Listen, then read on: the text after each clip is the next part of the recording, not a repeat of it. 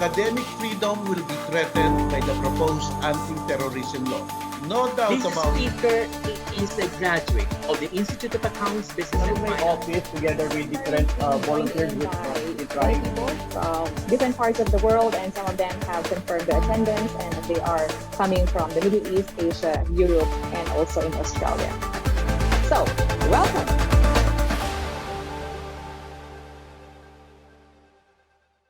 Hi there. A pleasant afternoon to everyone. I hope all of you are doing well and healthy.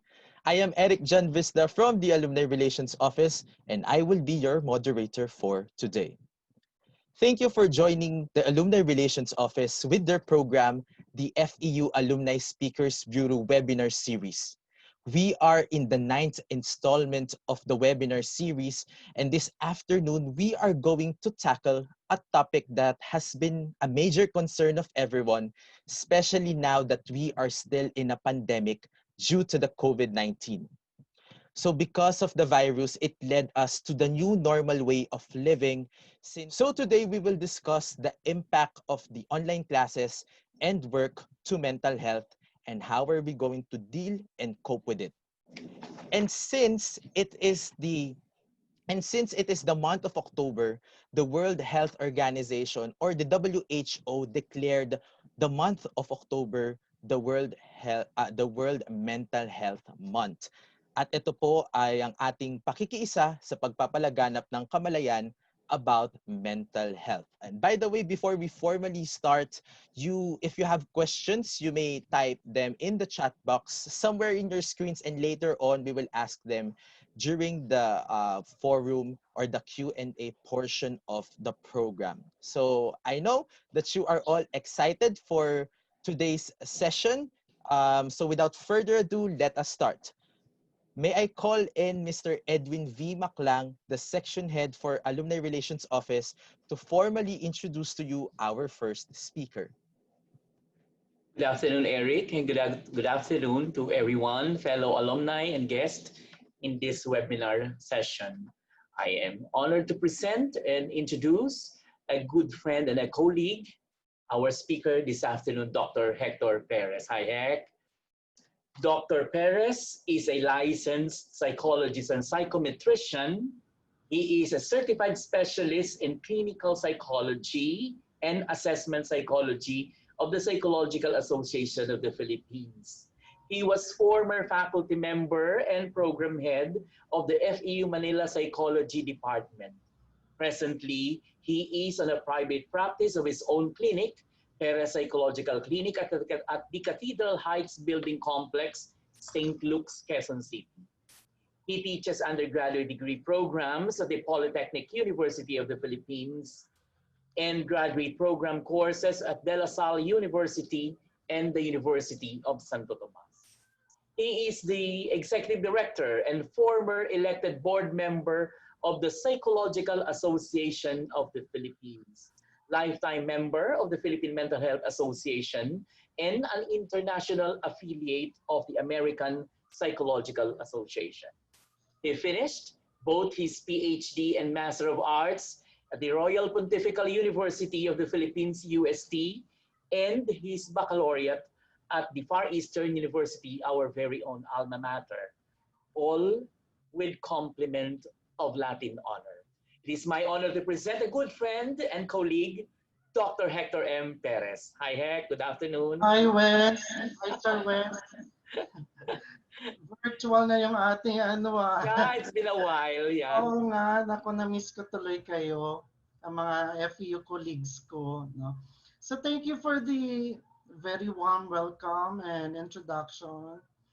Thank you, Sir Selmer and Eric, my former student also in the undergraduate and graduate program of psychology at Far Eastern University.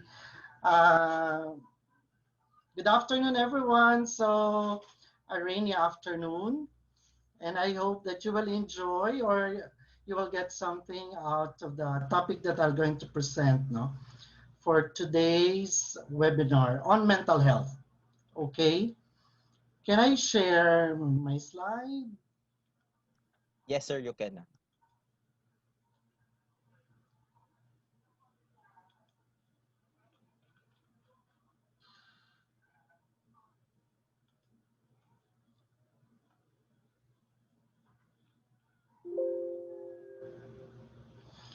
Okay, my topic is everything online, adjustment to the new normal, especially for those who are working from home. Okay, so my email addresses are on the slide in case that you need professional help or if you need consultation. So just email me through these email addresses, okay? So we are already on our 7 months of quarantine. No? It started last March 15, and until now, some of the areas in the Philippines are still in community quarantine. So the Manila or NCR is still in the general community quarantine. So with this COVID-19 pandemic, we can no longer change the circumstances that happened around us, but we are instead challenged to change ourselves. No? So nandiyan na yung virus, so definitely we cannot really, no? We cannot control it's very it's invisible. We really don't know where, but what we can do instead is to challenge our behavior ourselves. And with this health crisis on the COVID-19 pandemic, reactions of people had been so different. So others experience fear, no? The fear of contamination of the virus, no? Especially for those who have on the initial months of this COVID-19 quarantine. So I myself had experienced also the fear of contamination of the virus, and this is a reasonable anxiety feeling, no? So sabi nga, it's okay not to be okay in this time of uncertainty, no? So some of us probably here, no? So or some of us online would probably have the same feeling, the same kind of reaction to this health crisis. But when it becomes unreasonable, no, excessive fear, anticipation that a particular type of object or situation that is fearful and it can cause panic, panic. And panic is a specific period of intense fear or discomfort.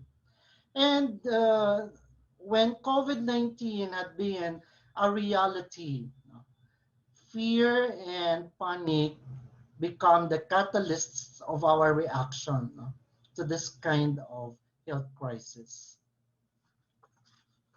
And the pandemic had become stressful to all of us, especially the working group or the working uh, people or the working group. No, it becomes stressful. It's because we are not so used to certain kind of work arrangements, no?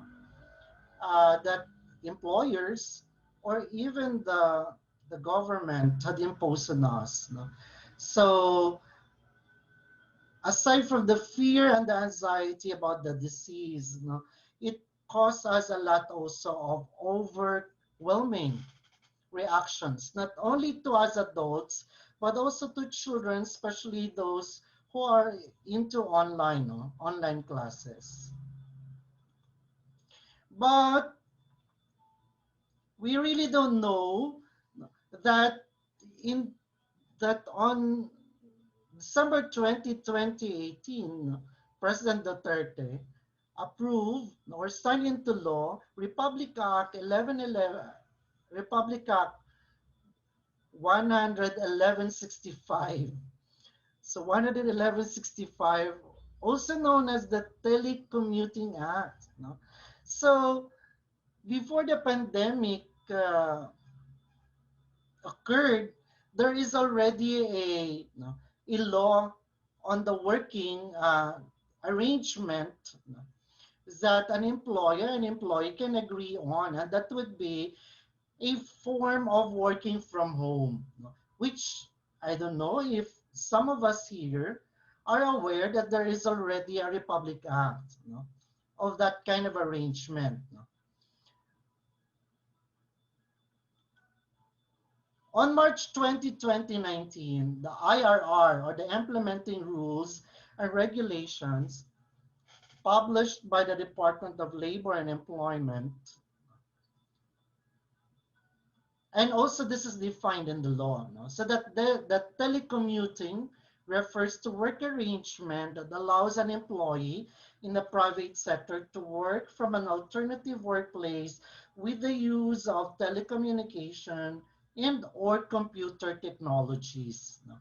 So and that's what we are doing now, working from home through the use of our uh, technologies, through the use of our computer, through the use of our mobile phones, or through the use of the telecommunication, which we are not so aware of. The telecommuting arrangement being implemented long time ago, so for the working mothers, this is kind of arrangement, but it was only signed into law during this time, and this has supposed not to be a new thing for all of us, but we have experienced this kind of thing because we're not used. We're used to going out from our homes, commuting, or sometimes using our own vehicle, and then attending the daily routines or the daily tasks that we are that we are assigned to in our respective work areas. But the telecommuting had not been our usual kind of routine. So, but this had been the new normal nowadays. It's been the new normal. It's important, for every one of us experiencing work from home, virtual meetings, online classes, or having social media communications, to have an experience of the new normal, just to adjust to the feelings of anxiety and stress. And how do we know that we have been stressed by work? How do we know that we have been, that we are already experiencing work stress with the work from home? A journal that I have taken this information pointed out 3 warning signs, and this could be decreased resilience, language becomes negative and emotional, or there have been a lot of mistakes committed by employees or workers. In terms of decreased resilience, a worker already have difficulty concentrating. So there have been a loss of interest of what you enjoy most. So like, for example, you have been enjoying doing memos, or you have been enjoying before uh, communicating to your bosses. But nowadays, it's no longer that appealing to you. It doesn't make you more, doesn't give you any interest at all. Or you've become hopeless. Naku, wala na siguro talagang magiging bukas, magandang bukas na mangyayari sa akin.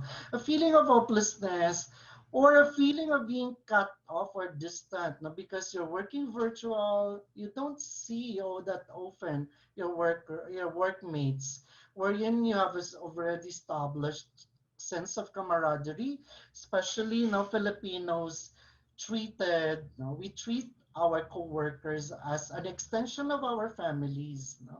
So we feel that we are distant to the point that sometimes we feel irritable and angry, and that could have been an indication that there is already a decreased resilience on our part. Or we are already expressing to our bosses or to our employers a certain kind of absolutes. And that could be, ay, hindi ko na kaya yan, no? The impossibility, or it's quite impossible to do that, or I never, or I will not do that. No? So if this had become your language already, where during the normal or the regular, when there had been no quarantine yet, no, you are a type of worker who is very accommodating to whatever task that's being assigned to you, but this time it becomes your absolutes. No, that never that you're going to do that. It's quite impossible to do that, not to do it. And that could be already a sign of stress, or that is already catastrophizing. No? So you're experiencing already cognitive distortion, which is said to be catastrophizing. Para bang mamamatay na ata ako dito sa ginagawa ko ngayon. No? Kasi para bang isip mo wala nang katapusan ito. No? Para bang though you are working from home, you are answering emails, but it seems that work is endless. No? Parang wala nang katapusan ito. Parang hindi ko na kaya. No? And that could already be a sign of stress. Or do you become sloppy? No? So dati you're a smart worker, company worker, or you've been a smart colleague, but this time para bang you become sloppy and inaccurate, or sometimes you have already, you always do your task, online tasks, or sometimes report submitted late. So this could be warning signs of already a stressful work from home. And that could be already a signal. Why do you think these happen? Why do you think these warning signs happen? It's because working from home exhibits lack of structure. So, of course, there's no work structure as that we are usually used to. No? So starting from 8 o'clock in the morning, then you end at 5. You have your break in between, no? So that's 12 to 1. No? That's a structure given to us when we are having the regular kind of setup from work. But with the kind of setup now, arrangement, a work from home, there's no boundaries as to when you're going to start working and end, or when you're going to get up from your, and then when it's the time for you to sleep. So there's no boundaries on these kind of activities. Or when to log off from your social media, because sometimes you're also working at the same time attending to your social media. And gradually, with this kind of lack of structure or boundaries, you get into the feeling that everything is already out of control, that you really don't expect. Though flexible working hours is encouraged with the work from home, but we really don't know, because sometimes our time would be too short or too long, or sometimes we have this kind of feeling that our bosses are already entitled to our own time. And that is because there's no structure at all. Because whereas immediately the response is that immediately you work from home with this quarantine. We're not asked to go out.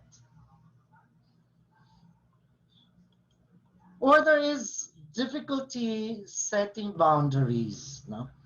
So there is a blur between productivity and leisure time. So when is the time for you to concentrate working and then attending to your, because you're working from home, there are a lot of other activities that you are engaged to, like attending to your social media while doing the typing or doing the work on your laptop, no? So you cannot distinguish anymore when is for you to be productive and to enjoy the leisure of time in between socializing and the working time, no? Because sometimes when you get engaged with social media while working from home, it eats your most of your time, and mamalayan mo na lang, wala na palang oras, no?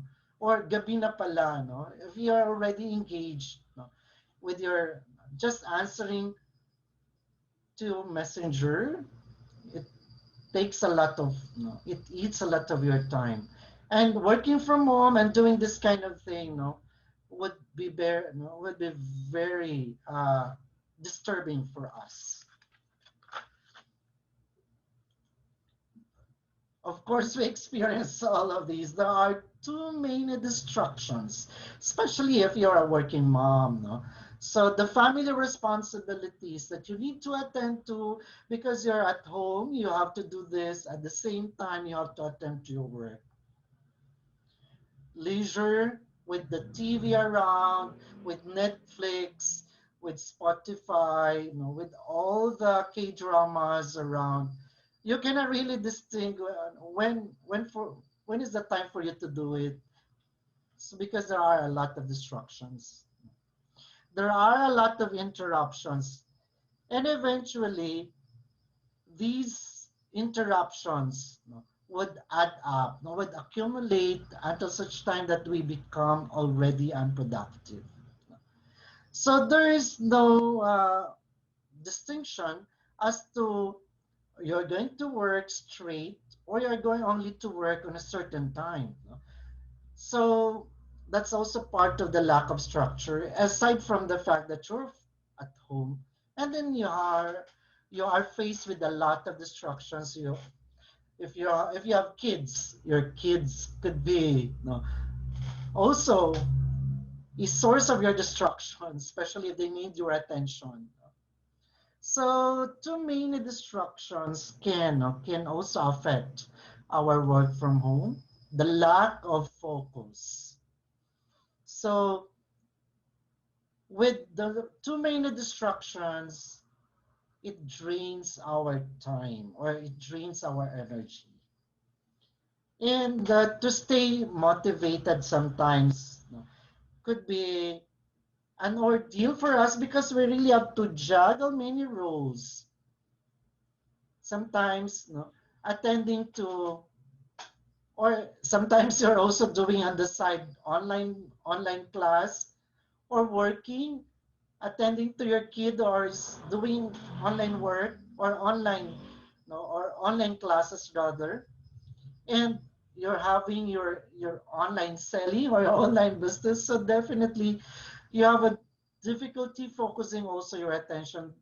Sometimes getting motivated to stay on the work, to stay in your work is also a challenging in itself. No? And the last thing would be the social isolation that you feel when you work from home. We're used to, no, meeting every day our colleagues, our friends in the work, our, no, the extension of our family members. We consider our co-workers, our colleagues as our extension of our families. And we are really connected with them. With this work from home, it isolates us from people, you know, from our colleagues, from our people. Of course, you can have concentration. You can also enjoy some solitude, but solitude can be double-edged. It can be a bliss, no, on your part, no. It can be bliss. It can be a happy feeling that you are able to work on your own, concentrate on what you're doing because there's no distraction.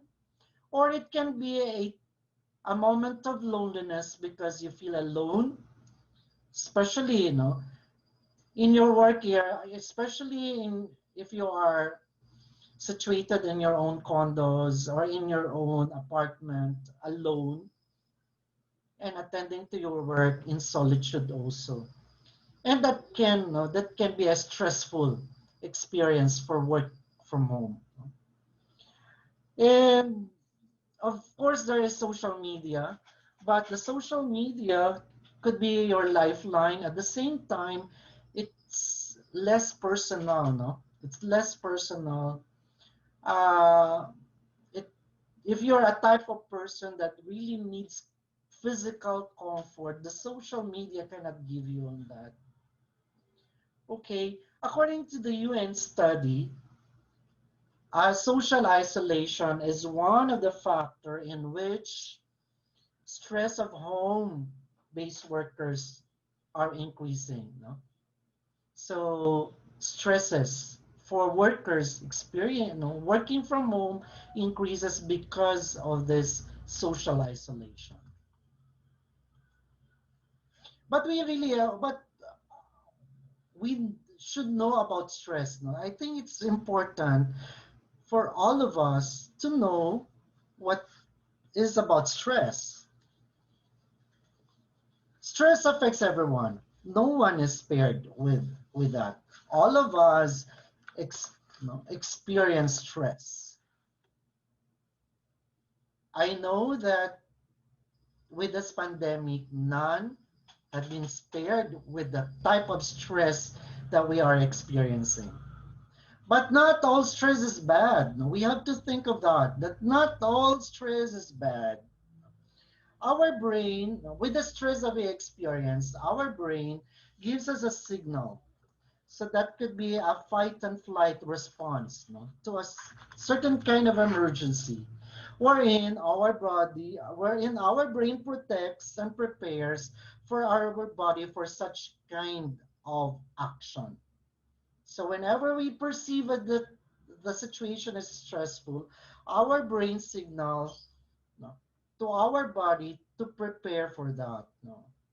And stress could be an anti-inflammatory. It's an anti-inflammatory.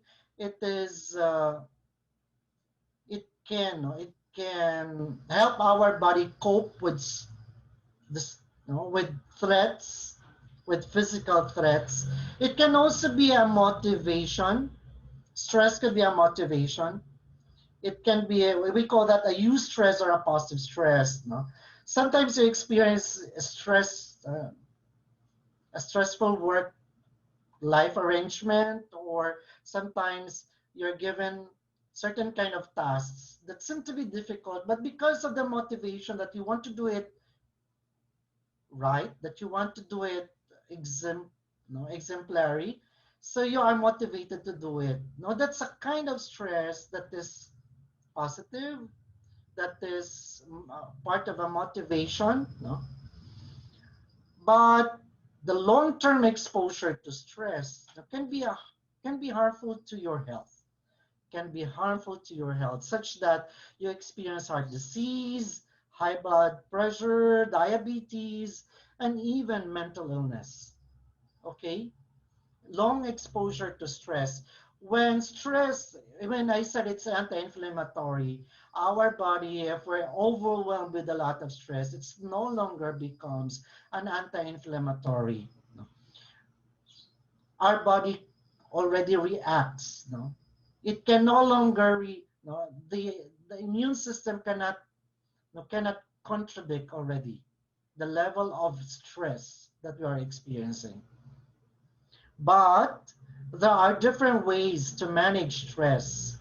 And there are different, one would be relaxation. I always emphasize when I have consultations with clients, especially those who are experiencing depression, in this time of pandemic, high level of stress or anxiety, I always ask them to do deep breathing exercise. We are unaware that our breathing can really help us. Now you breathe through your nose, suspend your breathing for 5 to 10 seconds. Make your stomach bigger, as if you're blowing a balloon. And then, while doing that, you think of a relaxing moment or a relaxing situation, or your your vacation or a beach perhaps, and then You exhale, no? Exhale through your mouth all the bad things, all the tensions that you are experiencing. Inhale through your nose, breathe in through your nose, suspend, then make your stomach bigger, then breathe out through your mouth. That's through your stomach. So a deep breathing could help us relax our body. So before you start working, facing your computer or doing virtual thing, have a relaxation, a muscle relaxation, a deep breathing exercise.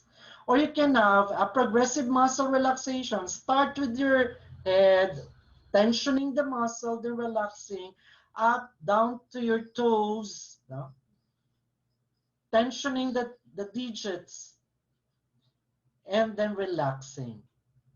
So that could be a way in which you can manage your stress. Have a physical exercise, do physical exercise. No? Our physical exercise, no? While doing that, you secrete endorphins. These are happy hormones, and these are what you call as our body natural pain relievers. So when you do physical activities, our body secrete this kind of hormone. And that could be a way, of managing our stress. There are a lot of ways. You do yoga, you do meditation, you enjoy, like like cooking perhaps, or doing doing a DIY thing. So that could be a way in which you do relaxation. But if stress has been overwhelming and you could no longer cope, then there are always available help. You ask for help from a professional. So there are a lot of online consultations that you can seek whenever you experience high level of stress. It is said that once you are experiencing high level of stress, it causes the high level of stress causes anxiety and depression. The reason why perhaps some who are working from home not only feel stressed but also feel anxious. And what are the symptoms of anxiety? It could be increased heart rates, rapid breathing, wherein that's not your normal breathing. Sometimes you feel smothered. Parang feeling mo para bang mamamatay ka na, kasi parang hindi ka na makahinga, Restlessness, di mapakali, you have trouble concentrating, and difficulty of falling asleep. I have consultations with some workers, because I do consultancy work with the Commission on the Commission on Human Rights. So I have some consultations with employees who are working from home or experiencing some of these symptoms. Difficulty of getting sleep, the feeling that there is the feeling that they being smothered, and that could be a sign of anxiety already because of the stressful work life, because of the stressful work from home. Okay, when anxiety comes, there is always depression. So they go hand in hand, but not necessarily that if you have anxiety, you also get depressed. But sometimes, with anxiety, you also have depression. But but some people would only have anxiety. Some would only have depression. Some would have stress only. So depending on your resiliency or coping, or your mental health condition. How do we know that we are already depressed?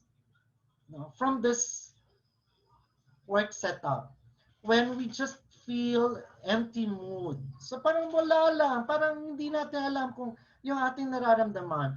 We feel hopeless and pessimistic. Parang wala nang bukas. Parang hindi na tayo talaga nito makakaalpas. No? Parang wala na. Everything would be things. So negative. So it intrudes. So very persistent negative thoughts of hopelessness, of being useless, of the the lack of future, feeling guilty, worthless, or helpless that you have not done anything good because of this kind of work setup. Kasi para bang the demands come the demands come from your employer, and it seems that it work always adds up, and it seems that you have not done anything good at all because of remarks that sometimes it's unbearable, and you feel that you are worthless and helpless.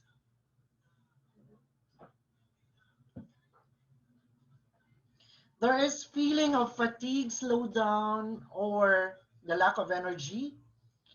So if you become so energetic before, then suddenly para bang para bang wala ka naman din ginagawa pero lagi kang pagod. You always feel fatigue, no? The loss of interest or pleasure for activities that you enjoy most, even sex. And the lack of concentration. Sometimes yung forgetfulness, yung may inutos sa'yo, hindi mo nakalimutan mo, no? So your lack of concentration, the lack of making decisions, sound decisions during this time, early morning awakening, or oversleeping. So always have a sound sleep. Sometimes individuals with depressive state or depressive mood would oversleep or have difficulty getting sleep.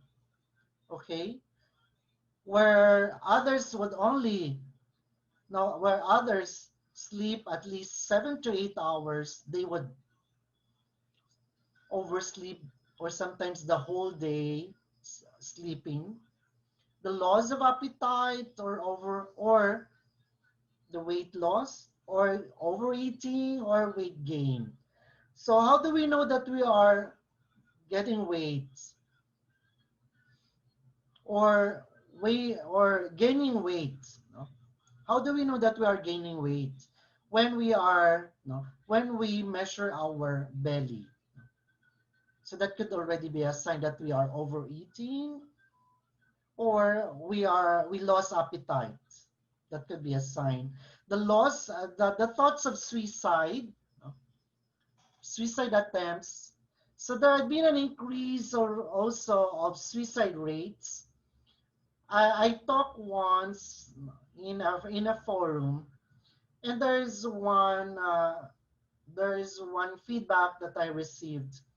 Sabi nga in Region 1 daw, malbaba naman yung incidence ng COVID, pero tumaas daw yung incidence ng suicide. Sabi nga, hindi naman namamatay sa COVID, pero namamatay sa lubid. No? There are increasing incidents of hanging or suicide. No? Restlessness, irritability, no? Di mapakali, or laging initin ng ulo, or there could be some symptoms, body symptoms that are unexplainable, where you take some medications, but it seems that it cannot be relieved. No, you don't feel any relief at all. No?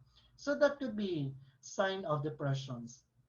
I hope that what you're feeling at the moment are not signs of these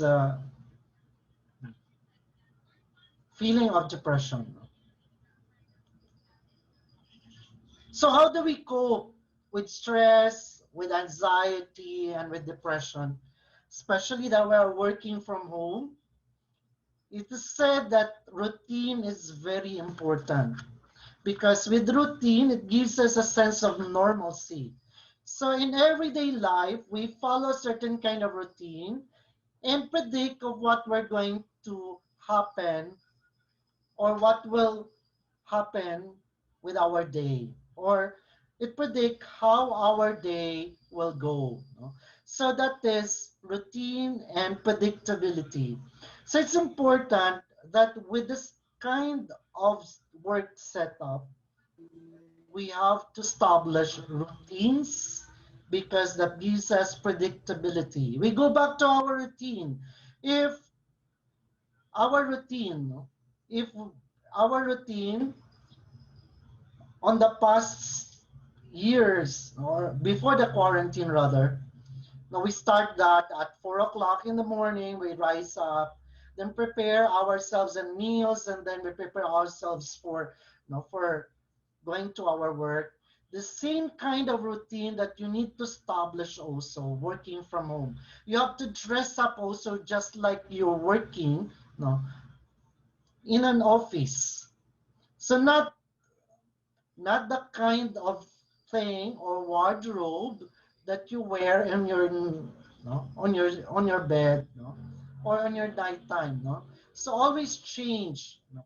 Have that kind of routine and establish a kind of structure, no, so that gives us a sense of normalcy.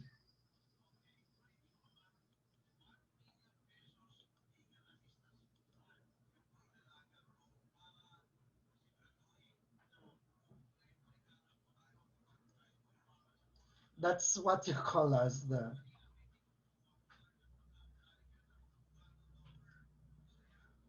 So when these two exist, we are in control of our lives, no? So that's predictability and routine is, are very important, no? So that this is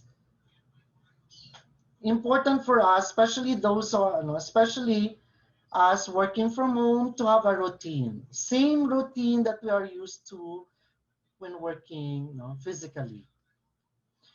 It is said that with the routine structure and consistency, this become our antidote to anxiety. So these are the antidote for anxiety: routine, structure, and consistency. So in this kind of setup, it's important for us to live authentically in the moment.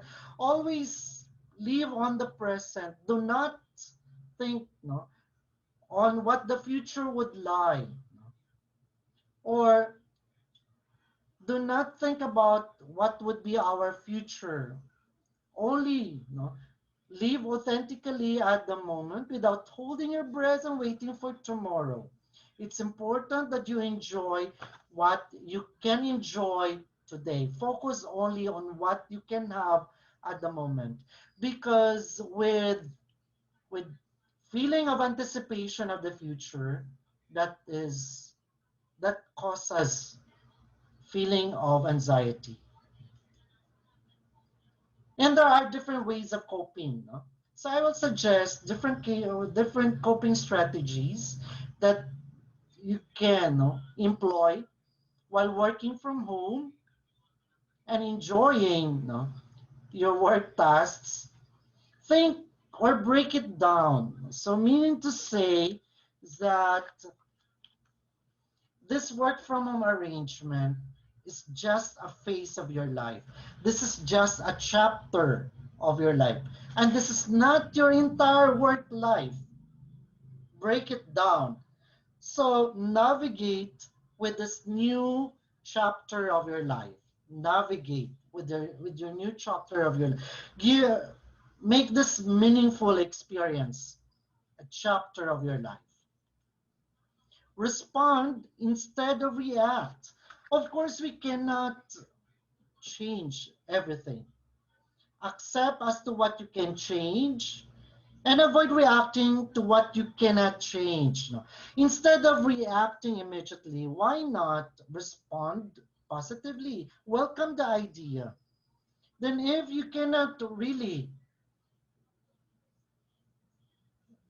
manipulate, if you cannot really do it, then that's the time you can express that to your boss, to the administrators. But before reacting that you can't do it, it's impossible, respond first.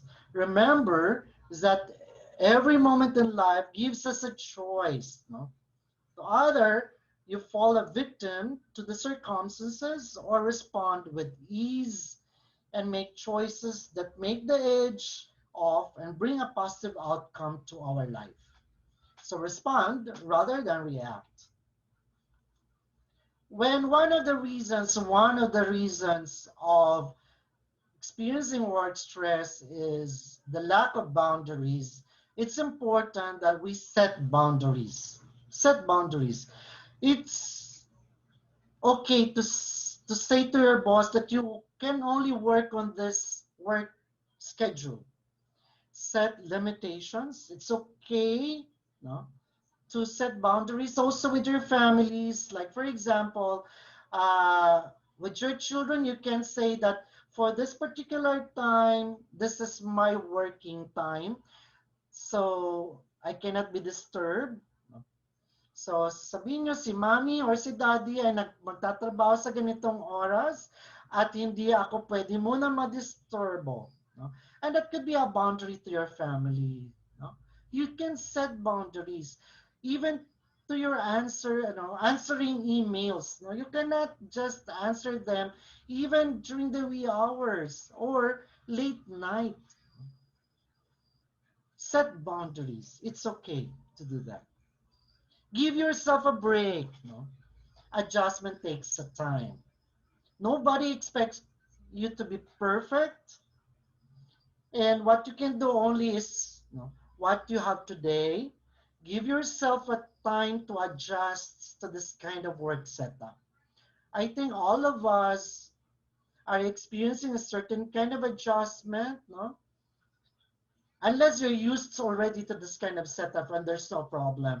But if this is your first experience to work from home for how many long years of your experience, then definitely give yourself a break. Just like teachers, all no, our our senior teachers who are not so used with computers, they you they're giving themselves a chance, no, of using the computer, doing the online thing, no, and you don't expect them to be perfect at an instance. This is my favorite coping mechanism. Choose gratitude and share it. No? Spread the wealth.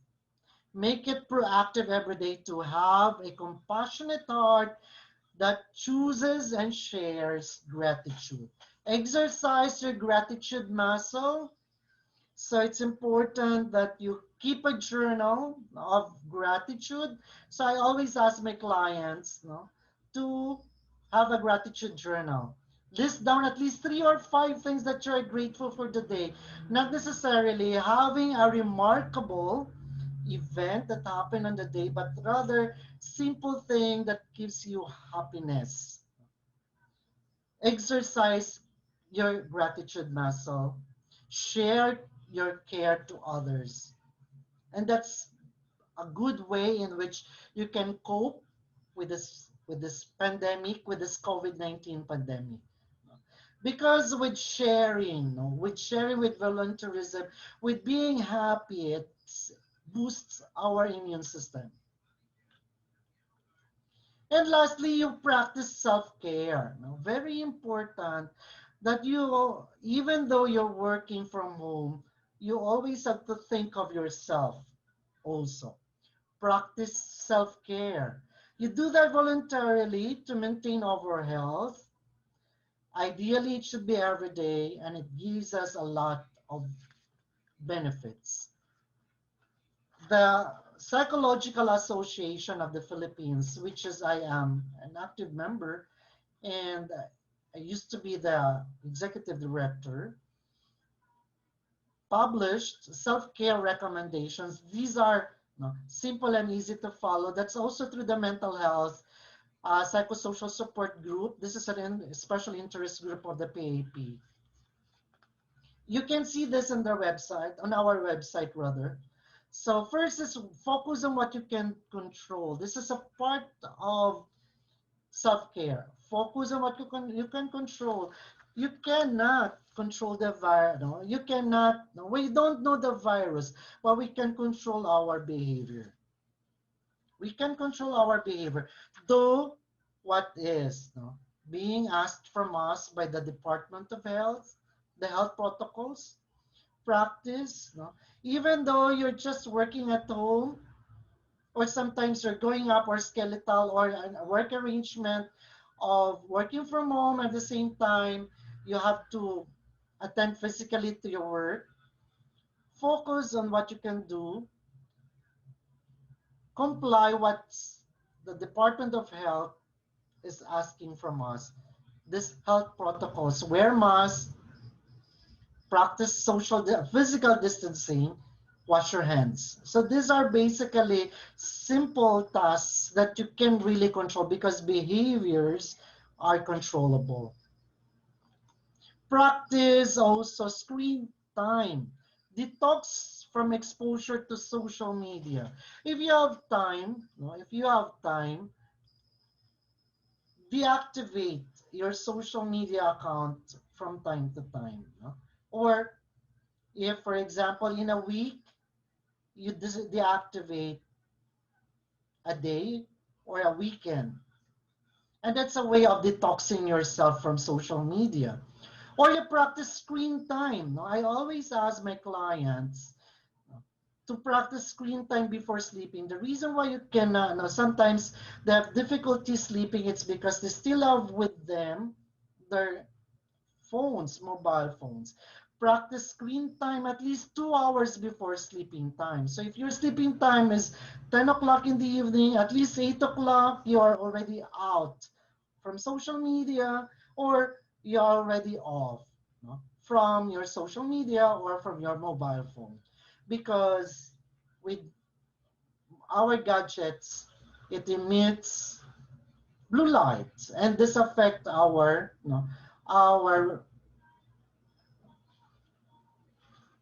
need for our sleep, because we are thinking that still it's daytime. So the brain signal with the blue light, it signals that still daytime. It's affected our consciousness. So practice screen time before you sleep, or even using your laptops. There is a schedule for that. So have a screen time also for your laptop, such that when the time comes, your program will automatically off. Practice detoxify, detox from social media. Maintain good health. Always maintain good health. Even if you're working from home, practice this. You drink lots of water, hydrate always yourself. Drink at least 8 to 10 glasses of water. Have a good sleep, this 7 to 8 hours of sleep. Exercise. If you cannot go out, go to the gym. Just have solitary workouts in your room or outside, or doing your backyard cleaning, or just the physical exercise. Also, take vitamins. I always also ask my clients to take probiotics. So it's supplements that can also help our gut flow enhance. Because study shows that impaired gut can also cause mental health problems like depression, anxiety. So you have to increase probiotics. So increase probiotics are food that are rich in probiotics. Take this kind of diet. Indulge yourself. You beat the boredom by having activities that you enjoy most. Learn a new skill. Do an expressive arts. Indulge yourself in which you can have a meaningful stay at home. So part of your structure is that you also indulge in activities that you enjoy most, so that you beat your boredom. Be kind to yourself. You read quotations on positive affirmations. I also ask my clients to write down on post-it certain positive affirmations or positive quotes or just kind words to yourself that I am beautiful, I am happy, I am good. Post that on your mirror such that when you face your mirror, when you prepare yourself from your work from home, then you are being affirmed of your strengths as person. So have that kind of reminder to yourself. Avoid toxic people or negativity. So as much as possible, whenever you receive some negative feedback or comments, acknowledge it and do not dwell on it. Okay, avoid. If you can avoid interacting with them, better. And you pray a lot. No? So this is also the time in which you can have a structure. No? Part of your routine is to have your spiritual life improved. So my family had already been into group prayer. We're doing we're praying rosary. So we're Catholics. We're praying rosary every night. That started only during this pandemic, and I'm happy of doing that. That's part of my routine. Sometimes I really have to go home early also because I have to attend to this family activity. Stay connected with people by talking it out. So connections, strong connections or social connections boosts immunity. It can increase also our longevity by 50% by having social connection. You talk it out also for persons who might also experience the same thing as yours. So I was doing a counseling with a student experiencing a lot of stress with online classes, and I asked her if she communicates with her friend, and she said that wala nga hindi. Sabi ko, you talk to them, you can communicate with them. Might you don't know that they also share the same kind of feeling as yours, no? Talk it out. Kasi malaman mo rin na hindi lamang ikaw ang nag-iisa na nahihirapan, no? And it's also a good way in which you can help each other, foster your relationships with your colleagues, with your friends, reach out for your help, do volunteer work. This is a time for you to extend help to others because by doing help, voluntary, by doing volunteer work, it also boosts our immunity or our immune system. So volunteerism bolsters immune system.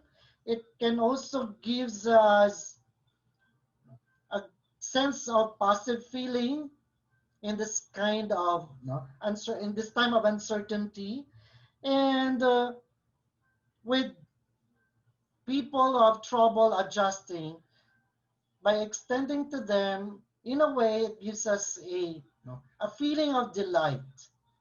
And with this feeling of delight, with happy feelings, it basically boosts our immune system, our happy feeling. Okay, help is always available. So National Center for Mental Health have their USAP hotline. So you can dial the number of NCMH, that's 0917-899 USAP, or we call that 8727. So they have USAP hotline. PMHA also have the hotline, that's the Philippine Mental Health Association, 0917-565-2036. That's a hotline that you can reach whenever you feel that you are not okay and it's overwhelming. Okay? And there are also available online consultations. So help is available and you are not alone. So again, thank you so much, Sir Heck. Okay, So, thank you. sir, so moving on to the next, to our next speaker, may I call again Sir Edwin Maclang to introduce to us our next speaker.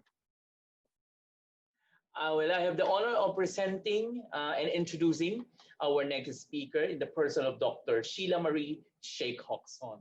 Dr. Hocson is the former president of the Philippine Guidance and Counseling Association, PGCA, which is the premier NPRC accredited integrated professional organization for counselors in the country. She was also former branch leader for American Counseling Association. She is a PRC CPD Council Guidance Director, Accreditor, Human Resource Practitioner, author, curriculum developer, educator, trainer, researcher, staunch advocate for anti-bullying. Currently, she is the guidance director of both the FEU Manila and Makati campuses. As a consultant and educator, she's currently consultant of 5 BC Child Farm Possibilities, Psychological Solutions, Rex Publications, Project Inclusion, Unilem Foundation, among others. She also authored My Career Journey book series for students and teachers, No to Bullying Handbook under Pedia Pharma Foundation, Remote Play Psychosocial Support, Playbook, and Resilience Toolkit for DepEd and Unilal Foundation. Hindi naman masyadong busy si Dr. Hocson. Dr. Hocson earned several certificate courses, to name a few, on globalization, school psychology, the University of Nebraska, USA, a certificate course on clinical counseling supervision by the Australian Counseling Association, and Optimist Potential Australia. Cognitive Behavioral Therapy course at Beck Institute, Philadelphia. Her academic degrees, baccalaureate to doctoral, were obtained from the Royal Pontifical University, the University of Santo Tomas, all with attached Latin honors. Ladies and gentlemen, fellow alumni, my honor to present our Guidance and Counseling Director, Dr. Sheila Marie Sheikh Hocson. Yeah, thank you so much, no? Sir Edwin, thank you so much for that Most welcome, dear. very loving introduction, no? Maraming salamat po. Thank you also to all our alumni family of FEU, of course to Sir Selmer, of course to Sir Eric, no, my neighbor. Of course, glad to see also an alumnus, no? One of the legendary alumnus of FEU, Dr. Hector, is also a dear friend. Actually, hindi ko po alam kung ano pang i-discuss ko. Parang di-discuss na si Dr. Hector, no? But I think I'll just supplement na lang po, no? Ng konti pa. But definitely, this won't be too long. So to all our dear alumni, maraming salamat po for giving your time, okay, for this webinar. Okay? So I'm going to share my slide. Ayan. Okay? So, magkaparehas po kami ng topic ni Sir, but I'll just supplement na lang po siguro. Kung meron pa ako maidadagdag, pero parang wala na, but I'll try to somewhat supplement. Okay? So in this online world, nakita po natin po ito, no? Are holding on to each other. For, makita nyo po na napakalaki ng mundo and everything was uncertain. Okay? And because of that, if we don't hold on to each other, okay, ano po mangyayari? Magkakaroon po talaga ng negative impact in the mind, okay, in the heart, in the behavior, okay, and of course in the character strength of every alumni that we have, okay, our students, and of course our dear stakeholders. And makikita po natin that I do hope that you also participate with our simple hashtag. It's FEU Alum Wellness. And makita nyo po in the Hootsuite study na in January 2020, there was really a big use of data, especially in the digital world in 2020, coming from mobile to internet and social media use. And of course, this October, mas dumami pa po yan. Okay? Because of work from home, and now we have what we call the online learning. So in January 2020, there was already a 7.75 billion users, and most of the people are really more into access, mobile phone, internet, and of course our active social media na marami po talagang bumigay sa TikTok. Okay? And because of that, in January 2020, almost 10 hours in the Hootsuite study, now ang screen time po ng mga Filipinos from 16 to 64 years old. And I think ngayon mas marami pa. Kasi even me as a young parent, usually my sons are into the online learning for 4 hours to 6 hours. But if they have to do their voluminous assignments, just like in college, tatagal ka talaga ng mga 8 to 12 hours or more because of a lot of projects and activities. And the number one applications that we had recently, January 2020, prior to COVID, was chat app messenger. No? Kasi po gusto talaga ng mga tao is easy access. Kaya in the guidance office, mas marami po kaming counseling ngayon. No? In the online counseling that we've made 2 years ago, no, hindi ko namin inakala na ito ay magbo-boom and there will be COVID. So gusto po ng mga bata yung online counseling. Kasi ito po yung mundo nila. Okay? Of course, social networking apps, which is also 89%. At marami rin pong stress brought about by games, no, na nagkaroon po talaga ng tendencies for addiction, music apps, no? At ngayon, marami rin po talagang dating apps, no? Like Tinder, like Omegle, like kung ano-ano pa ng mga dating sites, okay? And because of that, we now have what we call the online learning, okay? And of course, in FEU, we are definitely advocating for technology. At ito na po talaga naging buhay natin. Kaya parang medyo konti na lang yung naging adjustments, no? That's why we are now into Canvas for how many years now. And because of that, the tendency will really be leaning to not only stress, no, na diniscuss na po ni Dr. Perez, but it will really lean to a lot of internet addiction disorder. Nandyan din po yung excessive blogging and vlogging. Marami din po dyan yung nagiging stress reliever nila or fake coping mechanism, yung compulsive watching of internet videos and pornography, especially among the adolescent, wherein libido is really alive. Online games, compulsive gambling, of course, the excessive online shopping that we had that 10-10-10 na mga sale na talagang hindi rin po healthy, that we can definitely go on financial setback, okay? And of course, excessive social networking. And now because of a long screen time in our online learning, and of course, our work from home. And ang negativities din po nito is that aside from the stress, there will really be a lot of technology addiction that will happen, especially in social media, wherein the number one now stress that you can have is, especially among our students and even our employees, no, and alumni, is definitely a lot of distractions. There will be a lot of time wasted, productivity, no? Marami ring cyberbullying na talaga pong nagbibigay hindi lang ng stress, but a lot of mental health problems and trauma, change in values and character. Marami pong naniniwala sa mga pinopost sa application. And let us always remember that in ethnophilosophy, na hindi po lahat ng pinopost ng karamihang tao or ginagawa ng karamihan ay tama. Okay? So we really have to intact our values, especially in FEU, fortitude or resilience, okay? Of course, excellence in whatever we do, and of course, uprightness. Okay? That the right cannot be wrong, and that the wrong cannot be right. No? So I think yan din yung number one stress ng kabataan, na minsan may mga times na madali tayong ma-persuade. No? And of course, there's also a lot of data mining, and a lot of trolls na nagsisira din ng ating values. And because of that, a lot of aspects of cyberbullying, time wasted, distractions, no? There are a lot of interruptions in our sleep. Okay? Kaya po talagang maraming na-addict.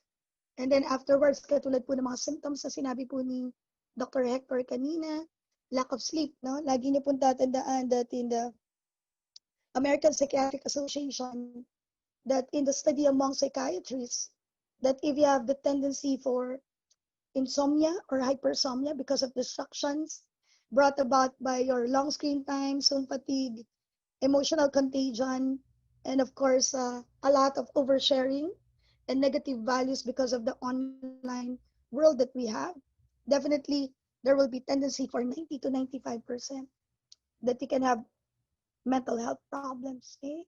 So dapat po talaga, isa ho sa self-care to prevent our stress is before you sleep, an hour before, wag na po tayong mag-screen time, no? Para makatulog po tayo. Okay? And then ano pa?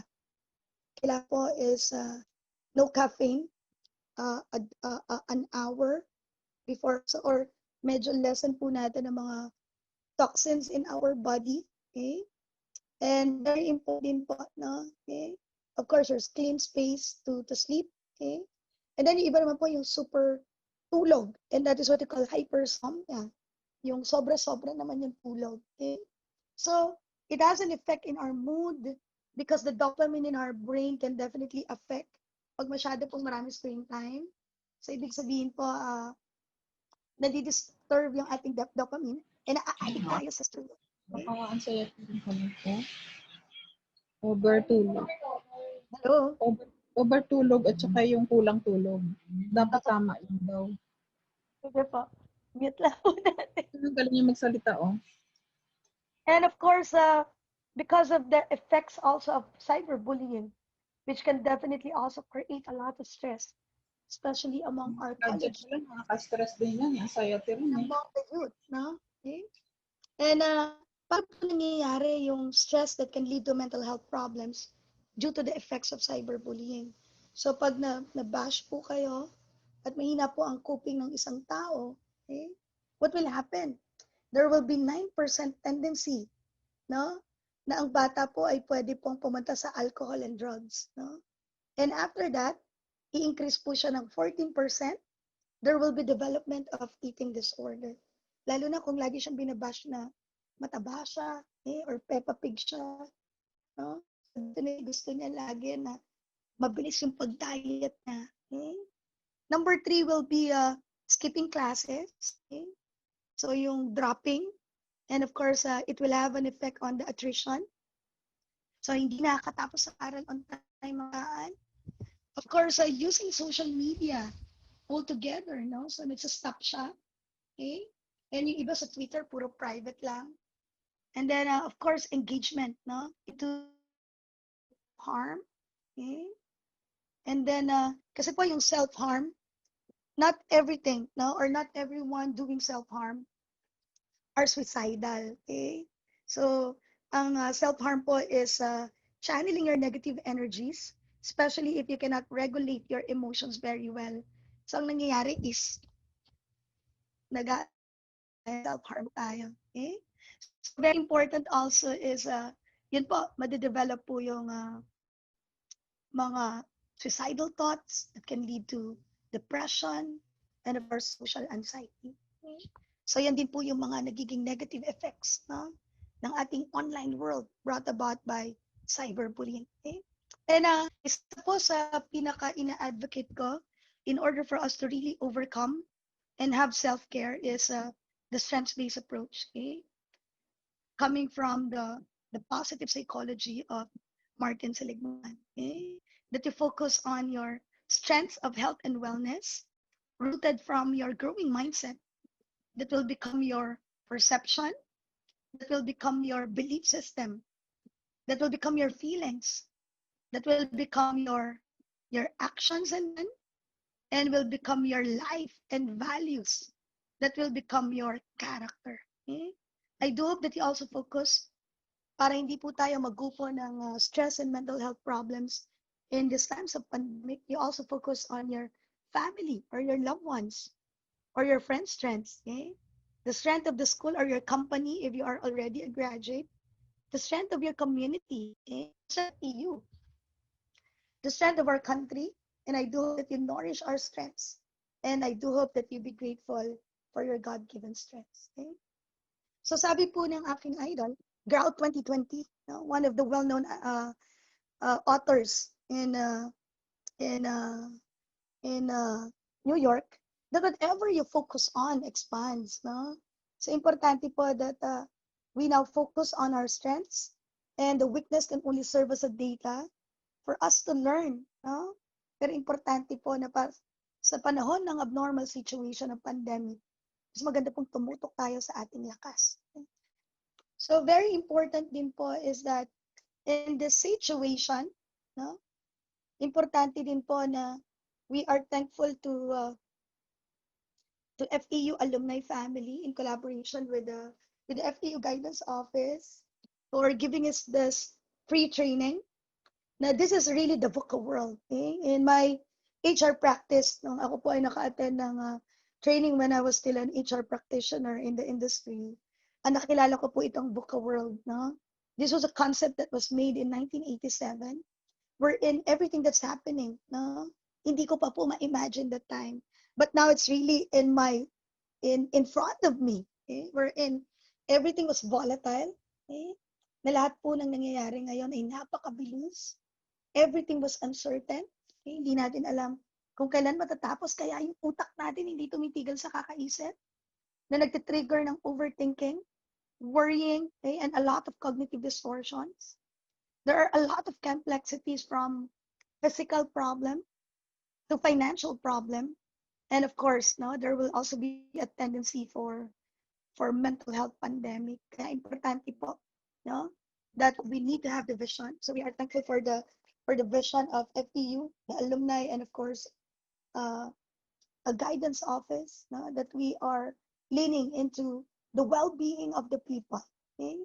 That we are giving the understanding, kaya po meron tayong mga ganitong free training for us to give us the clarity, magkaroon po ng clarity at pagkaroon ng pangunawa, paano po malalampasan ito, okay? So that from ambiguity na malabo, I do hope that we'll be agile, no? So from being fragile, I do hope that we have the agility, the flexibility of the mind, rooted from growing mindset, okay? The agility of the heart, and the agility of the action. Okay? So when you talk about agility, it talks about for the students, it talks about the humility. For the professionals, alumni that we have, of course, this is what we call the professional humility. Okay?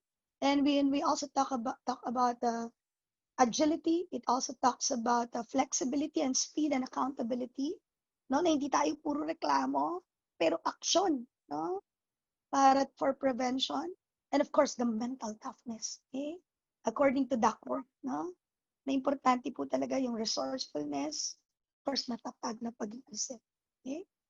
So very important in these times of stress. It is very important, no? Now one of the techniques that I'm advocating, anchored with the strengths-based approach, is that we focus on our personal qualities, our abilities, our talents, and even our interests and aspirations. And you combine it with the environmental strengths, which is our resources, our God, our loved ones, of course, our FEU family, and of course, the many opportunities to help other people through advocacy. Okay? And when we combine all the strengths, no, we can have a better quality of life. We can have integration and personal accomplishments in the 8 inseparable areas of our lives. No? From our daily living to our finances, our schooling, our work and education, social network, even with our confusion about our sexuality, our spirituality, so that we can have recovery of power and social integration. Okay? So po dito that we need to focus on our strengths. Okay? And it is what we call, ano po yung strengths? According to SIGAL 2020 in positive psychology, our strengths is within ourselves, no? So that we can have what we call the power to cope, no? And this will also lead us to develop our self-care plan. Okay? So in positive psychology, strengths are built-in capacities for our certain natural capacity of thoughts, of feelings, and behavior. Okay? So nasa sa atin po yan. And these strengths can give us the capacity to manifest energy, to endure, to resist temptation, to withstand great force or pressure, and of course to do the things that need us, no, to give us a lot of physical and mental effort. And these are also the strong positive attributes and assets that we have. Okay? So if we think that we are grateful, if your mind is full of gratitude, your heart can definitely be having a grateful heart. You know? And your actions can be grateful. Okay? And that is one of the psychological capital that we need to have, okay, in order for us to prevent a lot of stresses. So these are the strengths in various forms. Okay? So pwede nyo rin po yan hanapin in terms of your interest. Kaya po marami naging plantito at plantita. Marami naging Marie Kondo. Okay? Our skills and even our resources can definitely what? Prevent us to deal with our to go on the negativities of our stresses. Okay? So I would just like to share that ito po yung mga nagbigay sa akin ng parang lakas, no, in these times of pandemic. Nung una, I had really some adjustment concerns. Hindi po ako sanay ng nasa bahay lang, and I'm always outside, okay, with my advocacy. And because of this, no, I really go for my advocacy, and yun po yung aking naging lakas, no, in these times of pandemic. And talaga pong mas busy ako this time. And I'm thankful that mas maganda po magbigay, no, kaysa ikaw ay bigyan. Okay?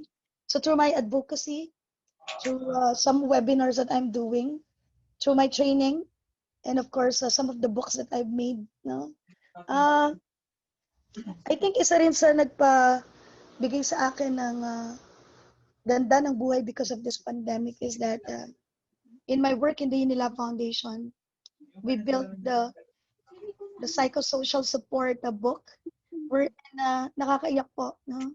This was distributed to 13 million poor students, no? Okay, in the public school. It is a psychosocial support that we've made through play. Okay? And mahirap po siyang gawin, but talaga pong mawawala ang pagod mo because you are sharing your life and your wisdom, no? Through your advocacy. Okay? So of course, my number one strength also is, of course, my God, okay, my loved ones, which is my little family, and of course, my service to the community, and of course, to our church. Okay? So definitely your loved ones. Okay? We were very fortunate, our family were very fortunate to also be featured in a magazine, which is what you call Family is a Gift. And I always believe when we were featured that they gave a tag, no, that in times of test, that your loved ones are always the best. So the number one coping that you really have to have is really family and your God. And according to Pope Francis, no, that the strength of the family lies in its capacity to love and to teach how to love. Okay? So your character, sense of values, your kindness, your humility, your generosity, okay? Your perspective and your transcendence, no? Just like with Catriona Gray, no? Sabi po niya yung transcendence. That you have to see, okay, the good things and the opportunities of pandemic amidst the silver lining, no? And that is something that is spiritual. And very important that in the Gallup's model, the formula for strength is talent, no? The natural way of thinking, feeling, and behaving. And you multiply it with a lot of investment. And that is what we call purposeful effort to practice, develop, and build your knowledge. And that can be your strength, okay? Your God-given strength, the ability to provide near perfect performance. Okay? And you too, no? Tayo pong lahat, okay? Online and offline, are a field of energy and strength. Okay? That's why I'm advocating if you're not in a good mood, okay?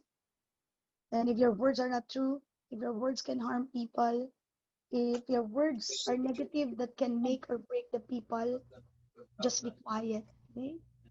If you're not in a mood, and your words and your posting are not inspired, are not enabling, and are not influencing, okay? Mas maganda po na manahimik na lang po tayo and iwas na lang po tayo because it can provide us a negative digital footprint that can create a lot of emotional contagion. Okay? Kaya ang dami rin po talagang suicidal ngayon, no? And a lot of mental health problems. No to oversharing so that you can also secure your data because your data is also one of your most treasured and valued assets. Okay? And of course, very important also to nourish is of your keep of strength, especially in the new model of digital well-being. Okay? So very important that you secure your digital foundation. Okay? You go for digital wellness, like what Dr. Hector mentioned about digital detox. No? Okay? Of course, definitely self-control and self-regulation in your screen time. Healthy digital engagement that are safe, inclusive. Okay? Definitely digital empowerment to use your social media, no, to really inspire and be a positive influencer, not as a stressor. And of course, this will also create a lot of digital opportunities for you to develop and of course build on your careers and technology in the future. Okay? So very important also is what I'm also advocating is I do hope that we also nourish our character strength. Okay? So as we handle our thoughts, our feelings, and our behavior, these can definitely be your character strengths, and these are your values that you are really adhering. Okay, and it can talk about gratitude. It can talk about connection. It can talk about humor. Okay, and what are the strengths that you need to improve on? No, marami po tayo nagkakaproblema kabataan because of lack of self-control, lack of prudence, no? Yung hindi po alam kung ano ang tama at mali. Forgiveness, no? They cannot forgive themselves and their family and loved ones. Okay? So very important also that we really need to put humor, okay? And definitely appreciation of beauty and excellence. And this character strengths, no? Ito po yung bibigay sa atin ng strong psychological well-being that will provide us the purpose, that will provide us the hope, that will provide us the meaning, the gratitude, the optimism. So our world and our life is not only rooted from our thoughts, no, but our thoughts can definitely be our feelings and behavior. It can be our action, and it can definitely be our character strength. And po talaga yung magbibigay sa atin ng lakas, of course, guided by our resources, okay? Our family and our loved ones. So ano pong dapat gawin natin para ma-avoid po natin ang stress? Always so that change can happen. Identify your strengths, okay? And the weakness can only serve as a data. Continue developing your strength, no? And as you develop and continually develop your strength, especially your unrealized strengths, no, brought about by the pandemic, this can give you a positive, valid, meaningful experience na matutuwa na kayo, okay? And it can give you a lot of opportunities for successful development, and can also give you a lot of positive expectations. And of course, blessings and good things will happen to you. And with our strength, we can create infinite possibilities that we never imagined. And sabi po ni Greg Norman, always know your strengths, and everything is in your hand. And I do hope that you take advantage of them. Okay. And of course, just like what Dr. Hector discussed already, a lot of positive connections to your loved ones and a lot of coping mechanisms. Okay. And in order for you to cope, you really have to create a self-care plan. Okay. There are 7 simple steps. Number 1 is what do you value? Okay. Ang binavalue mo ba is physical? Ang binavalue mo ba ay spiritual? Ang binavalue mo ba ay mental? Or ang binavalue mo ba ay ang inyong academics? So know your value. And if you know your value, that will give you the meaning and purpose. So it is very important to assess what you need, okay? Based on that value that you adhere. Okay? Kasi pag hindi mo alam ang value mo, hindi ka makakagawa ng self-care plan. Okay? Kahit sabihin mo gusto mo mag-exercise pero hindi naman yun ang value mo, hindi mo rin yun mako-consistently do. No? Okay? And afterwards, create a list of self-care activities implicated coming from your value and what you need now. No? And then afterwards, what self-care activities would you benefit from adding? Okay? And make it a point to only focus muna sa one area para hindi ka mabigla. No? Kasi pag nabigla ka at napakarami, you will also be somewhat demotivated, lalo na kung super busy. Afterwards, create a self-care plan and set some simple goals that are definitely outcomes-based. And of course, to commit to your goals and keep track of your progress. So this is a sample self-care plan for the youth and even maybe for our alumni. Kasi maganda po, madali lang. Para snackable lang, no? And doable. So you can have a self-care plan pwedeng on your digital well-being, pwedeng on your mind, or your body, or your spirit, or your mental. Okay? And then also anchor yourself with supportive people who have the same anchor with you para yung momentum mo. Meron ka laging kasama na magyayakag sa'yo. And of course, what do you want to accomplish while doing that self-care? Is it more on really having a successful result in your online learning? Do you want to have a good work, be a good person? You want to be happy? Or do you want to find peace in yourself? Okay? And these are some of the types of self-care. No? Of course, pili po tayo dyan na doable muna. So it's either physical, a simple stretching will do, okay, by your action plan, some yoga, okay, emotional, okay, a lot of journaling if you are really leaning into journaling, okay, a lot of coping skills that is somewhat gusto mo at malapit sa puso mo. Very important also, aligned with your skills, just like the strengths that, kaya ako ang coping skills ka are usually more on advocacy. Knowing your boundaries as a person, no? Especially mga toxic people, kung mahina ang iyong mental health, huwag ka munang pumunta sa mga toxic. But if you have a resiliency, okay, maybe you can be a listener. Maybe you can, a good friend to listen. Okay? And then, of course, spiritual, very important, meditation, your prayer, your sacred spaces, your personal, your hobbies, no? Your goals. Your space, make it to a point that you have a clean space. Okay? You have a comfortable place to sleep.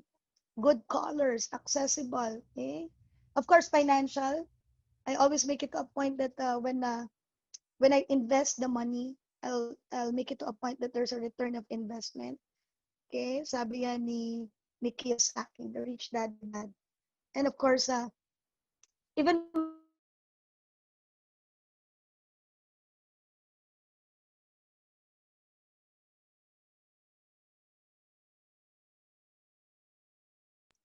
Hello, Doc Shake. Dr. Shake.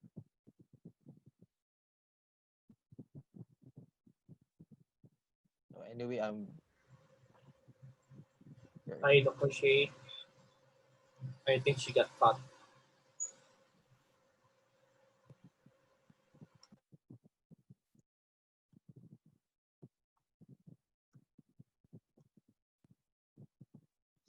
so anyway, hello, Dr. Shake.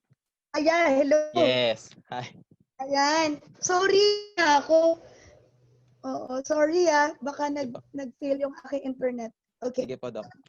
So these are the different aspects, no? Especially for work from home. You really need to really go for work boundaries, no? Except if you are really a doctor, but you really have to have also breaks, no? Kahit mga 1 week lang, especially if it's really stressful. Okay. And then, of course, in my work in the Unilab Foundation, we created this toolkit, okay, that we provided in most of the churches, schools, and organizations in the Philippines. No?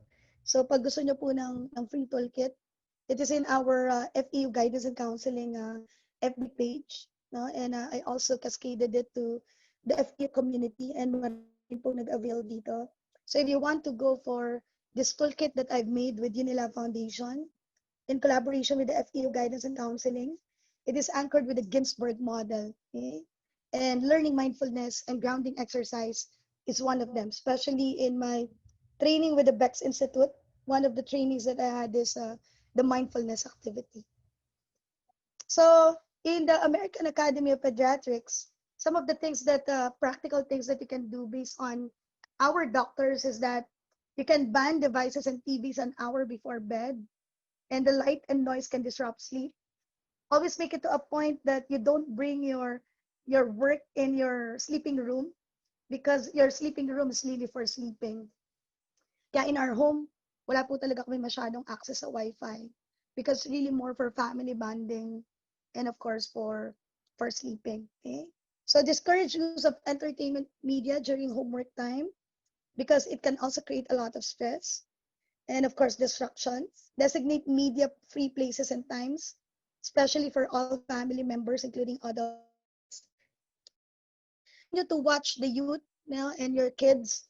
For example, you are married already, no? Tingnan niyo po sila sa about online bullying, sexting, and other hazards, and you can discuss it. Okay? And of course, have a family media plan, family vision, study plan, and of course, schedule. So I think lastly, I would just like to end it with the strengths-based health and wellness framework, wherein I do hope that you build on our strengths.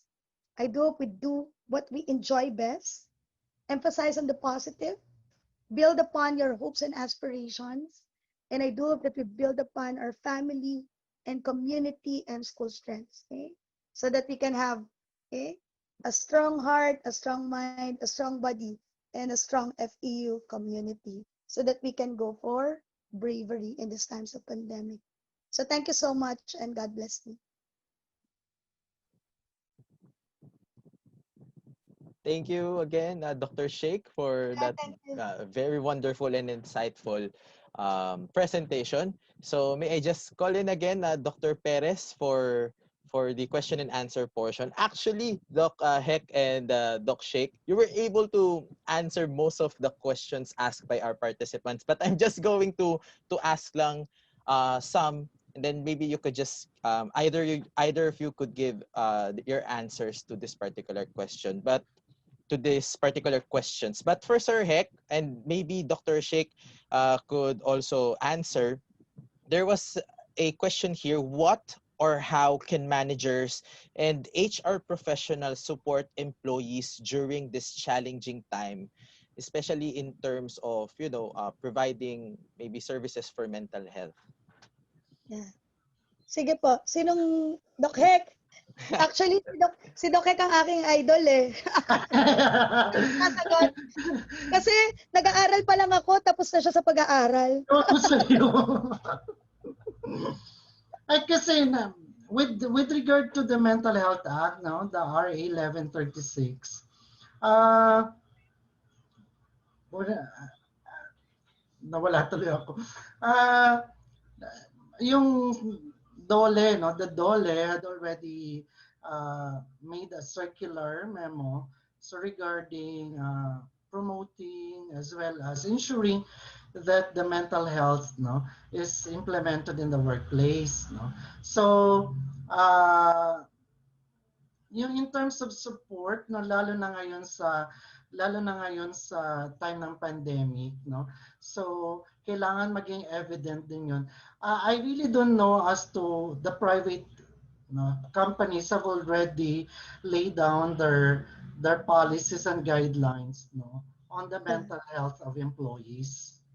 So I'm not really sure, but part of the implementation of the RA 1036 is that, or also known as the Mental Health Act, is that it has each companies or organization, private organization, and even the civil service have already made a memo regarding the full implementation of the RA.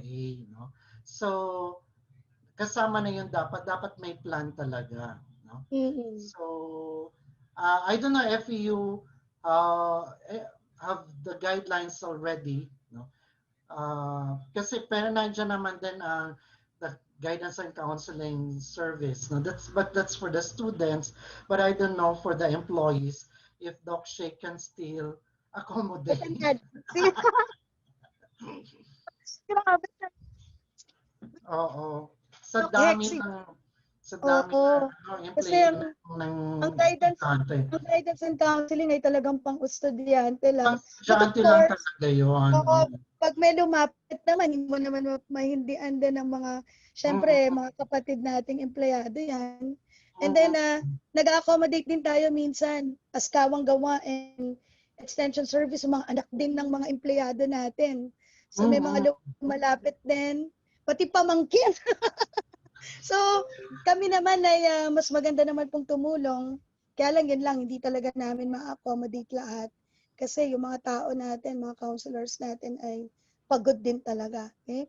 But just to add with a question, yung kanina kay Dr. Heck, siguro po importante po yung in my work po no, with the project inclusion, gumagawa po kami in partnership with DOLE now.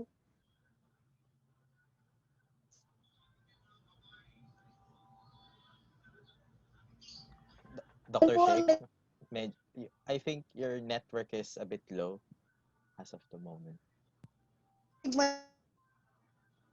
Naririnig na ako, dear? Yes, ma'am. Yes. Yeah, probably because of the rain. I don't know if it's raining there.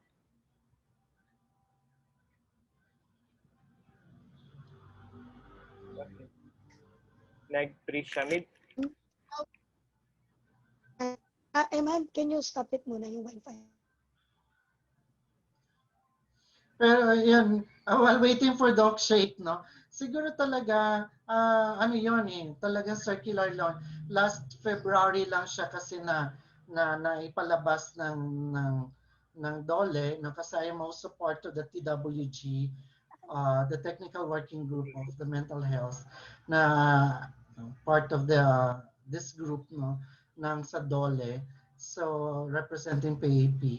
Kaya, naglabas na rin ang DOLE ng circular, no? Na kailangan talaga i-implement. And whenever, no, if ever there is an employee experiencing mental health condition, the organization or the company, no, has the obligation to help, no, this employee, no, to be able to rehabilitate himself or herself, no. And hindi din siya, this is not an issue for discharge or for termination. No? So, pag okay na ang kanyang status, then it can be accommodated by the organization with a flexible work arrangement, no, for the employee with a mental health condition. So, this will not also discriminate the worker from having the mental health condition. And if the organization is the cause, you know, for the mental health condition of the worker, the more that the organization has to, provide support, for this employee. Yeah. Sige. Thank you, Doc Heck. Maliwanag na po ba yung aking? Pasensya na po. Yes, Doc Shake. Katabi ko yung PLDT tower pero Anyway, alam ni Eric kasi magkapitbahay kami. Anyway, yung pong mental health law, sinabi na rin po ni Dr. Hector, Mental Health Act. Meron din pong nilabas ang DOLE dyan. Yan po yung DO 128 na nagsasabatas po na dapat po bawat industries, and a school is also an industry, wherein HRD, all HRD and occupational health services should provide a sustainable mental health programs among employees. Okay? Siguro isa sa mga good practice na ano ko is I became a consultant for Unilever and of course for Nestle Philippines. Hindi lang po ang mga empleyado ang may mental health program, pati po ang pamilya. Kaya po ang HRD dapat hindi lang siya nakikita pag magtatanggal na ng tao or pag what do you call this? Hindi lang pwedeng one time, big time na pasumba, but it's definitely sustainable program. Okay? So there should really be a well-being, sustainable program, not only on awareness, okay, but also on benefits, no? And of course, ngayong panahon ng COVID, dapat mabilis sa mga HRD sa psychosocial support. Hindi yung umabot na yung 8 buwan, wala pang psychosocial support na nangyayari at nakikita lang natin sila pag magtatanggal ng tao. Hindi po dapat ganun yun, okay? So, kasi pag hindi adhere ang mga HR natin, definitely magkakaroon po tayo ng penalty. No, yan po ay iniikot ng DOLE ngayon. Kaya hindi lang po yan mental health awareness, but sustainable programs that affect not only the physical, but the succession planning, no, the growth of the individual, and of course the support, the financial support, and the competency growth, no, or development, or the career development of the people. Okay? So marami po yan, pati birthday break, no, health break, and I think for me, I'm thankful to FEU. No, I'm really blessed to be in FEU kasi saan ka ba naman nakakuha ng Friday, may break ka? Parang Google po yan. Monday to Thursday is, and then Friday, no? But of course, in counseling, parang hindi mo naman pwedeng sabihin sa mga bata na break. Break muna kayo. Saturday, Sunday, talagang hindi na kami nag-ano, except kung naka-suicide watch yung mga estudyante. Okay? And then, ang FEU po ay talagang hindi rin naman po bumitaw sa pagsuporta sa atin, sa ating mga benefits and compensation. So we are also thankful. And of course, the bosses are really creating a lot of positive school climate, no? Talagang mababait po yung mga boss, kaya tumagal din ako dito sa FEU, which is my number 2 environment na, no, and home. Kala nga nila talagang true-blooded tao. Tama raw. Pero ang asawa ko ay nag-avail ng scholarship, kaya ang asawa ko ang true-blooded tao. Pero mag-aaral ako in the future. Para maging true-blooded ako. But I love FEU because of the support. Ikaw din, di ba, Dr. Hector? Mahal na mahal mo yan dahil... Oo naman, kaya nga ako naka-green. Ay, Pero parehas. tayo naka-green. Grabe. Wow. Yeah. Very nice answers from Dr. Heck and Dr. Sheikh. There's this another question, and this is really relevant now since we have the online classes and of course the work from home status from our employees. Since we are in a going digital now, what are your insights about video conference fatigue or screen fatigue? Since this is the era of the digital culture, so how can we avoid this? If able, and in case not, how can we adapt to it? Si Dr. Sheikh. Kasi digitization, digital citizenship and wellness. Actually, may mga times po na na-invite din po ako sa mga companies, no? And I think ngayon po talaga importante po na sa mga HRD din po, tingnan din po natin yung mga meetings ng mga tao. Kasi talagang, lalo na sa mga multinational companies, wala po talagang pahinga. Kaya po minsan talaga ini-invite din ako sa mga digital well-being training. Kasi gusto talaga nila ng third person to really somewhat recommend sa HR na talaga pong magkaroon ng wellness break sa mga tao. So supposed to be, hindi po talaga dapat 8 hours nasa meeting yung mga tao, no? Importante po talaga na dapat po pinaplano talaga ito. And of course, yun nga, boundaries talaga. Importante siya. So, lagi po natin tatandaan na pagbalansado ang utak natin, hindi naman tayo magdi-disturb. Kaya importante rin that you also learn how to say no. To say no, yes. Ngayon lang, hindi lang ako makasay no kay Sir Selmer. Kasi, Pareho tayo. say no kasi hindi naman sa nagana, mababait kasi rin itong mga taong to. And definitely, we really value them as an FEU family. But after this, magpapahinga na ako. Kasi pangatlong webinar ko na to. Ngayong araw na to. So, Walang time boundary kasi, no? Yung virtual world, no? So yeah, talaga kaya importante yung Boundary, di ba? Boundary. Ikaw ang magsaset ng boundary tsaka Yes. schedule mo. Tsaka yung media plan mo. Importante yon. So I always make it to a point to, there's no such thing as work-life balance, but you really have to harmonize everything. Okay? And my Saturday is really for God and family. I think those were the boundaries that I have to create. And then usually hanggang 5 lang talaga ako. Except kung meron talagang emergency that I really have to really talk to a person during midnight. But usually I turn off my Wi-Fi pag gabi na. Wow, that is a great suggestion, no, ma'am, putting off our Wi-Fi connections in the evening para hindi tayo masyadong Yeah. nai-istorbo. Anyway, this could be our last question, and this is in regards with your professions now. So, what is the most challenging experience you have handled through your online teaching, counseling, and your therapy? Since all of us now are online po.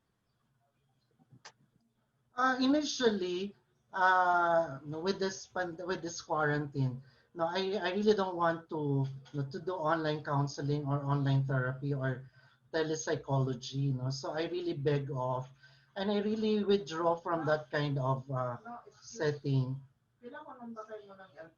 Mamaya na. Uh, So I really want to withdraw, no? So kaya nga, no mga initials, so there had been requests for teletherapy.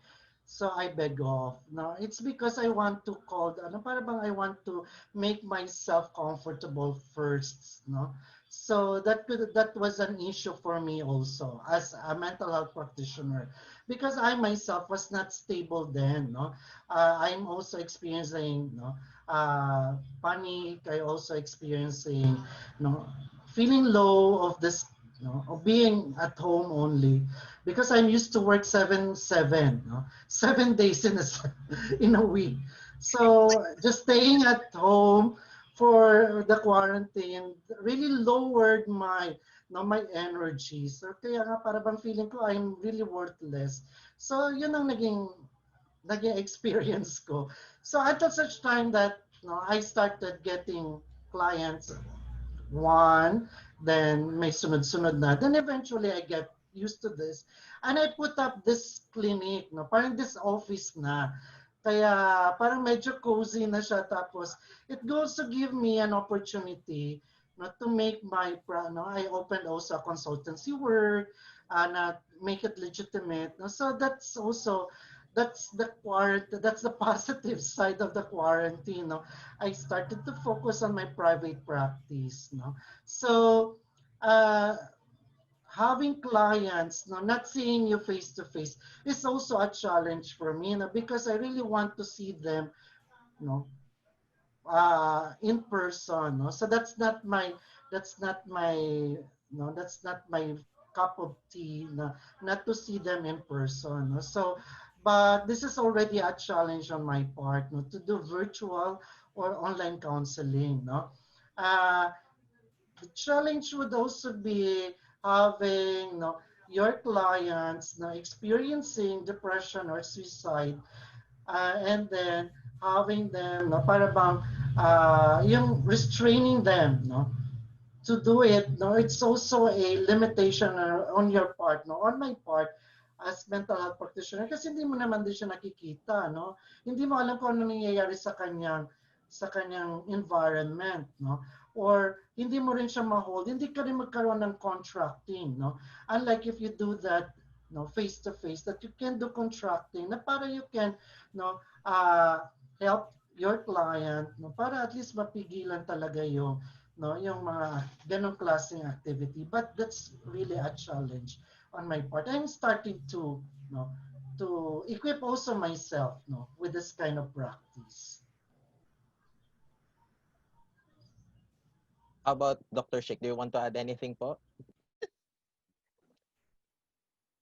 Siguro, I think one of the challenges for me is, I think yung load of work, Okay? I think that is one of the challenges for me. Lalo na nitong August, I have 2 kids. My 2 kids are all into online learning. So habang nagka-counseling ka, habang nagmi-meeting ka, sabay-sabay, I have 2 kids to monitor. Okay?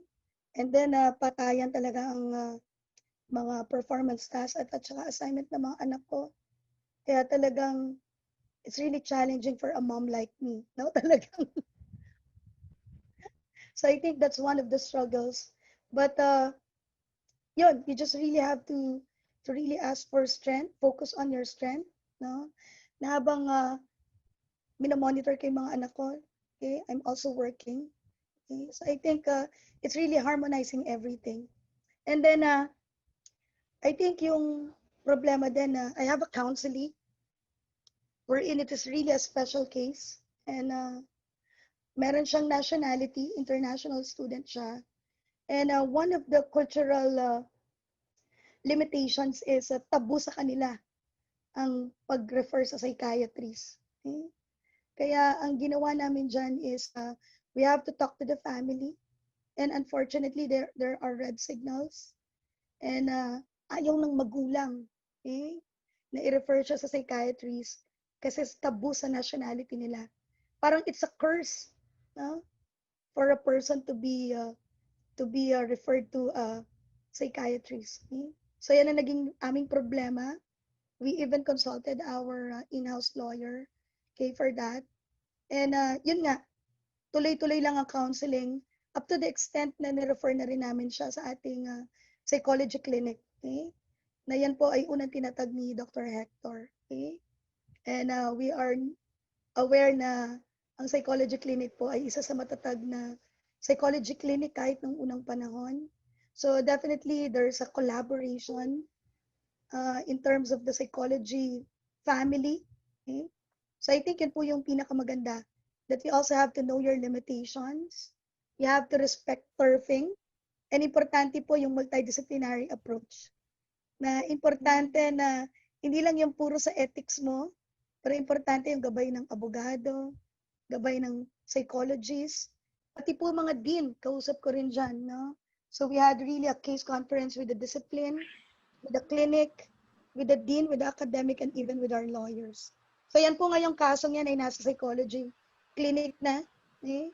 And somewhat nagpa-progress naman sa therapy. Yan, okay, that's it. Okay, thank you so much again, Dr. Heck and Dr. Sheikh, for giving your time and your knowledge for this afternoon. So again, for all the participants, if you still have questions later on, I will give you some instructions. Again, thank you so much, Doc Heck and Doc Sheikh. Have a great day po.